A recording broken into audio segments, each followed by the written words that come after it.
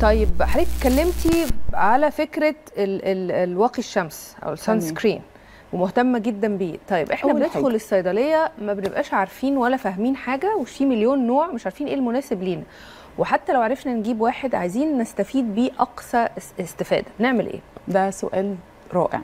بصي مبدئيا هنبسطها خالص، احنا هنقسم البشرات لجزئين كبار، الدهنيه والمختلطه والعاديه والجافه. طب لو انا دهنيه او مختلطه انا هستعمل سان سكرين يكون جل او فلويد. طب لو انا عاديه او جافه هستعمل السان سكرين يكون كريم او لوشن. تمام. دي اول نقطه، اول خطوه. طب اعمل ايه عشان السان سكرين اللي انا اكون بستعمله يديني اقصى استفاده؟ اتفقنا اختار الفورمه المناسبه ليا سواء جل لوشن فلويد. تاني حاجه يكون الاس بي اف او معامل الحمايه يكون اعلى من 35. اي حد اقل من 35 ده ملوش لازمه. بالظبط كده. وكل دلوقتي معظمهم الموجودين بيبقوا اكتر من يعني تمام. 35 50. تمام. تالت حاجه هستعمله قبل التعرض للشمس من 10 ل 15 دقيقه. مش فورا. اوكي. حاجه كمان ان انا لازم اعيده او اعمل ري ابلاي ليه بعد ساعتين، مفيش اكتر من ساعتين صن بلوك يقعد اكتر من كده ابدا. في بعض الاماكن في الوجه احنا بننسى نستعملها سان سكرين. اقول لك كده وتقولي لي صح ولا لا؟ قولي لي. انت وانت نازله بتحطي سان سكرين لللبس؟ لا. شفتي؟ طبعا لا. شفتي؟